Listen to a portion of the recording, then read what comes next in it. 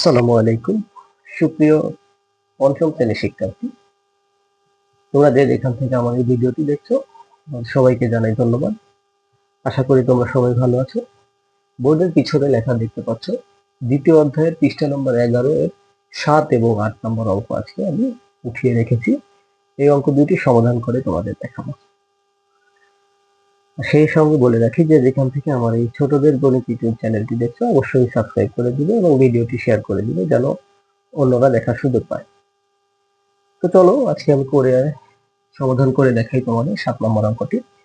বলা আছে যে একজন লোক প্রতি মাসে 850 টাকা সঞ্চয় করেন, কততম মাসে তার সঞ্চিত টাকা 50,000 অতিক্রম করবে? উত্তর হবে ক্রমবাচক সংখ্যা। তো এই অঙ্কটি আমি খুব সহজে আগে ভাগ করে নিব। 850 দিয়ে 50,000কে ভাগ করব।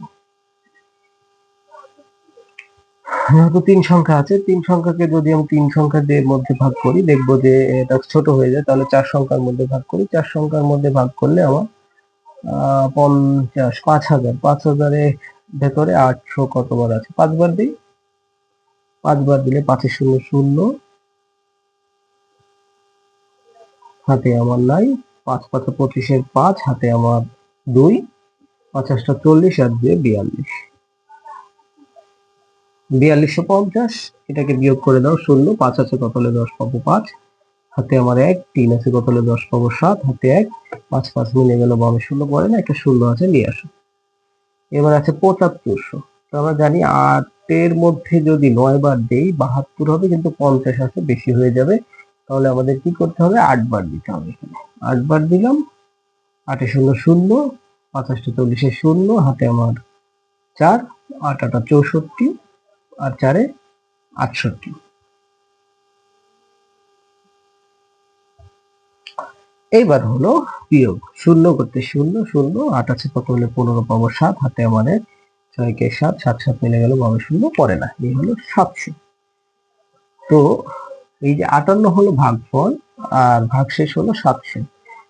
তার মানে ওই ব্যক্তি যদি 58 মাস টাকা জমা করে এবং 59তম মাসে গিয়ে তার টাকা 50,000-এর বেশি হবে, কারণ 700 অবশিষ্ট আছে। তাহলে আমরা এখানে এইভাবে লিখে দিব যে সুতরাং 58 যোগ 1 সমান সমান 59তম মাসে তার সঞ্চিত টাকা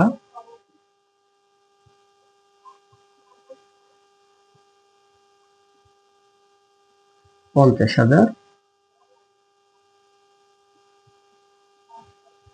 অতিক্রম করবে। বুঝতে পেরেছো? এটি হয়ে গেল।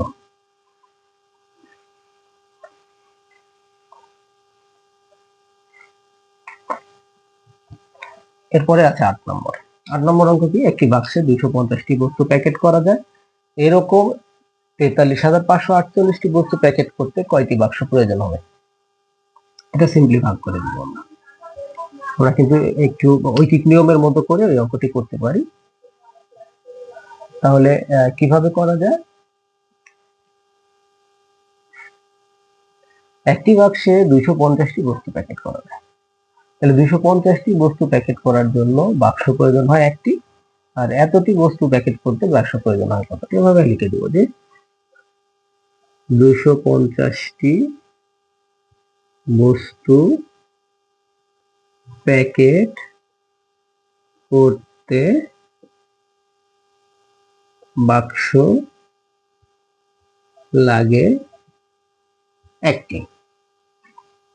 অতএব 43,548টি বস্তু প্যাকেট করতে বাক্স লাগে। এটা কি করব আমরা? ভাগ করে দিব। 43,548 ভাগ 250। এটাকে অবশ্যই রাফে ভাগ করে নিতে হবে। রাফে ভাগ করে নিয়ে ওইখানে আমরা কি করব, অ্যান্সার বসিয়ে দিব। 43,548 কে আমরা ভাগ করে দিব 250 দিয়ে। এর মধ্যে কয়বার যাবে? একবার যাবে প্রথমে, একবার দিলাম 250।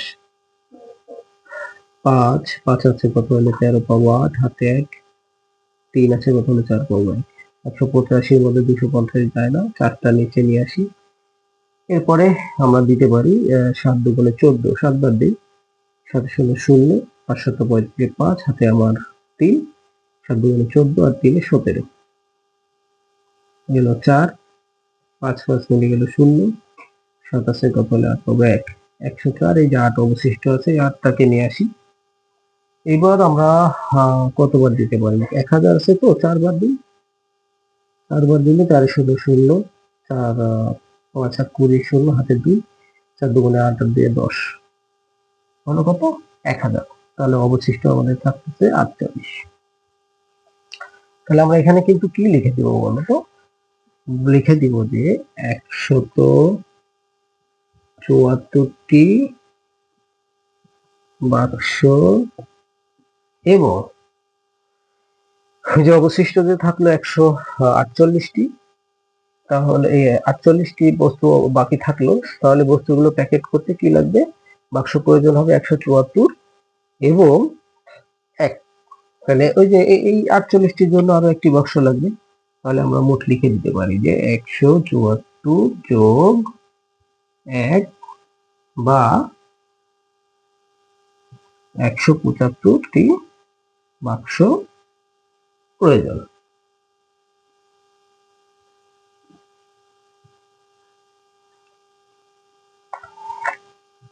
তাহলে অঙ্কটি তোমরা সাজিয়ে করে ফেলবে খুব সহজেই। এটা আজকের এই অধ্যায়ের শেষ অঙ্ক ছিল। আবার দেখা হচ্ছে পরবর্তী অধ্যায়ের নতুন অঙ্ক নিয়ে। সে পর্যন্ত সবাই ভালো থাকবে।